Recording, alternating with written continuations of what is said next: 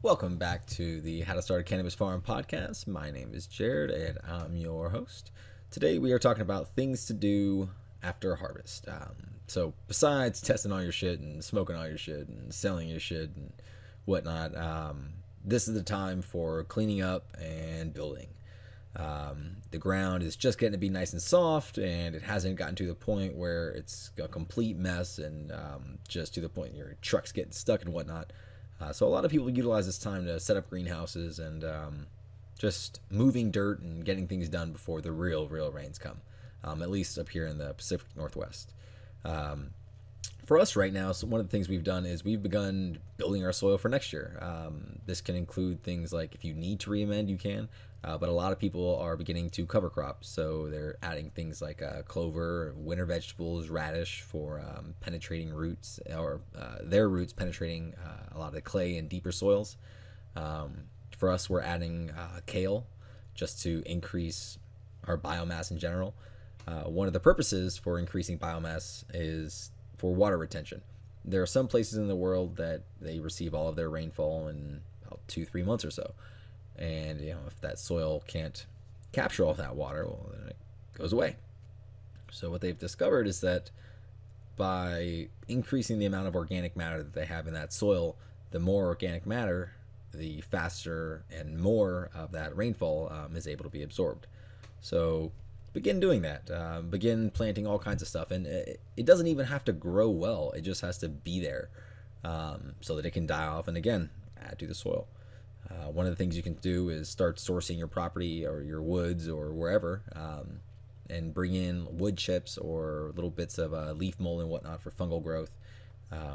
Collecting bacteria through all the leaf molds and just I guess duff, lower stuff, collecting a lot of indigenous microorganisms from all around your property, adding that to the soil. And again, you can do that by leaf mold, or taking like a handful of dirt from this place and a handful of dirt from this place and a handful of dirt from this place. There's other ways as well, using KNF methods, and you can look into that. But things like setting up rice boxes out in the middle of the forest and then allowing the IMOs, or the indigenous microorganisms, to kind of what's the word, propagate on the fucking rice. I don't know. Anyways, I would begin doing that now, especially as these light rains start coming in. This way it gives it a enough of an environment for some of these bacteria and fungi to really start growing. Plus it's easier to see right now. One of the other things you can do, and something that I've been doing year round, but begin mystery shopping. So you've got your crop, and I'm assuming that you're listening to this because you're trying to grow and you're trying to have a farm, and this is a competitive environment, whatnot. Begin doing your own market research. Start going to, I don't know, other shops, other farms.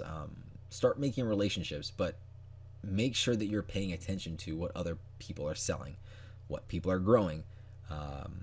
Try to identify what's flying off the shelf and what isn't. If you have a bunch of genetics that you love, but they're just not selling right now, well, you need to shelf them or just completely get rid of them and locate better genetics. Now, when I mean better, again, you have to realize what you yourself are growing for. If you're growing for flavor, well, then you need to have stuff that's either A, more flavorful, or B, the flavor that's in, that's hot on the streets right now, that's trending, whatever the fuck you want to call it. But you need to make sure that you have the right genetics, and this is the time to do that. For instance, some of the things that we're doing on our end with our hemp properties, we're popping seeds and clones, and we're getting clones and seedlings ready for the indoor season that people are about to start off. So we'll be able to have that on our website on howtostartacannabisfarm.com. One of the other things you can do is you can continue and hopefully you're doing this year round, but continue your education, especially right now where most people consider the winter off season. Try to read a book a month. Out here in Oregon, sometimes you're just stuck inside for a month. It's just no sunshine. It's just rain, snow, whatever. It's just fucking nasty. So it's a nice time to kind of curl up by the fire and read a Teeming with Microbes book, or Teeming with Nutrients, or pull up a bunch of PDFs that you downloaded over the year and finally break those out and read them. just, and it doesn't have to be reading, YouTube, whatever you consider education. Make sure that you do that consistently. Now's the time. You're essentially studying for the next season. Reflect on last year's mistakes, and if necessary, create a timeline, and it could be useful. Start out whenever you planted your seeds, whether it was January, February, March. Some of the issues I personally ran into this year is I started some of my plants a little too early, and they got too big for the pots that I had them in, and it wasn't and I wasn't going to switch them out just because I just wasn't going to do that. It wasn't part of my plan at the time, but that shows you my plan was not a good plan. The weather didn't exactly allow me to set them out when I needed to.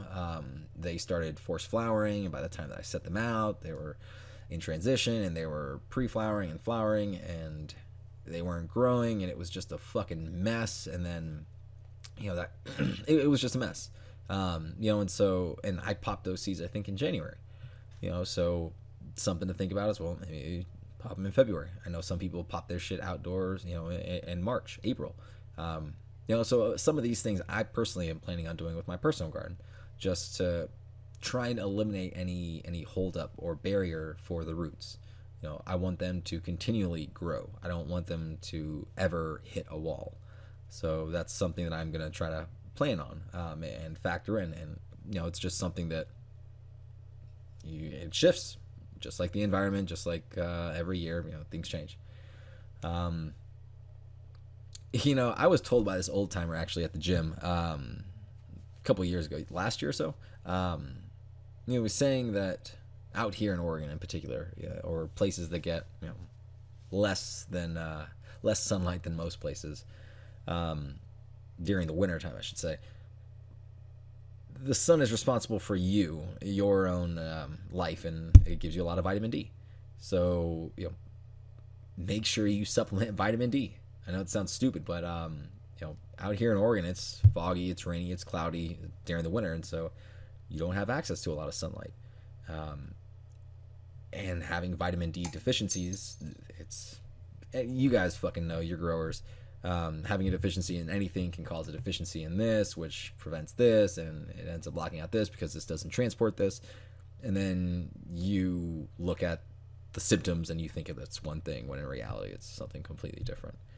Same thing, begin looking at your body in the same way you look at your plant. If you're not getting enough sunlight, well, maybe you need to supplement some vitamins in some site. Get your indoor garden going. If you haven't done that, how's the time? It's indoor season. You should never stop growing. Practice. Ideally, you want to have as many flowering cycles as you can throughout the year. As Golden Hill Grower says, more flowering cycles, that's more experience. Somebody that's light dipping or having 5 flower cycles compared to somebody that's just doing a full term, they've got about 5 times more knowledge. So get your fucking indoor going. And again, if you need high CBD hemp clones, we can do that for you. We got a couple different strains right now that we're working with. We've got Sisters, which is out of Oregon. We've got ACDC crossed with Auto 2. ACDC and Auto 2 are both extremely well-known high CBD cannabis strains right now. We've got some Special Sauce and Cherry Box. I can't stress this enough.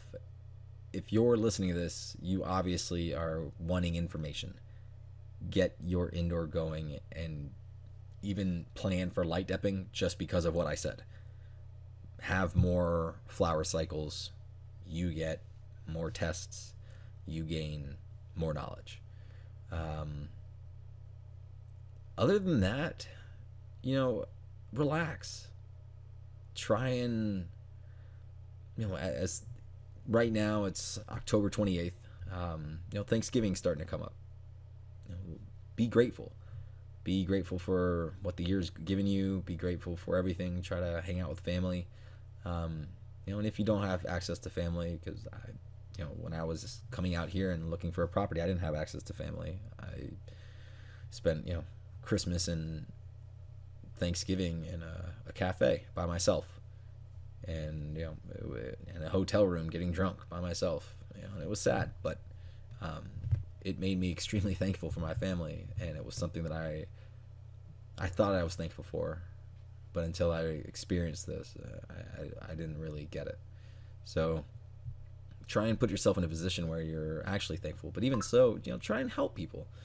It's I know a lot of people, Thanksgiving is a fucked up time because of kind of what it represents, and Christmas is a fucked up time also because of what it represents, and the religion, and the Christianity, and fucking paganism, and the whole consumerism all mixed into Christmas. Like, ignore all that shit.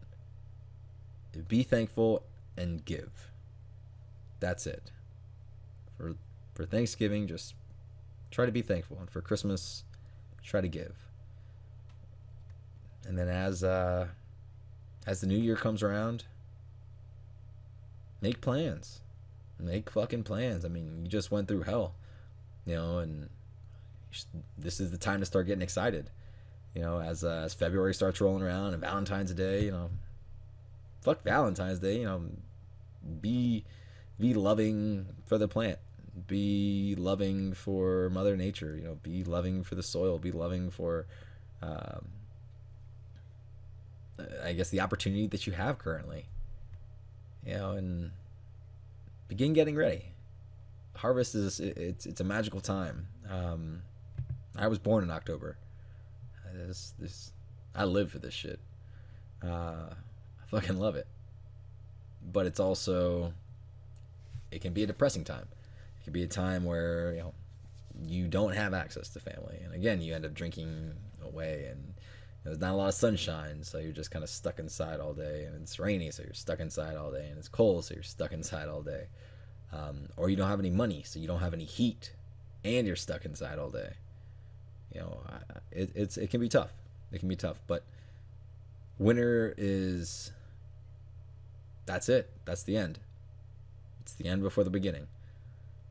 So it's almost a time to be celebrated, because it's the transitional phase. It's where everything finally dies, but all of the water and moisture and life-giving force finally soaks in and allows spring to blossom. So with that, become your own life force. Begin building your soil. Begin mystery shopping, checking out who's got what. Prepare your own genetics. Build a timeline. Understand your mistakes and learn to grow from them. Reflect. Make sure you get some fucking vitamins in you as as the season changes. Stay fit if you can. I mean, if you can't, well, stay fit mentally. Fitness it's all encompassing. And get your fucking indoor going. That's it. Thanks for listening to How to Start a Cannabis Farm. I look forward to the next podcast.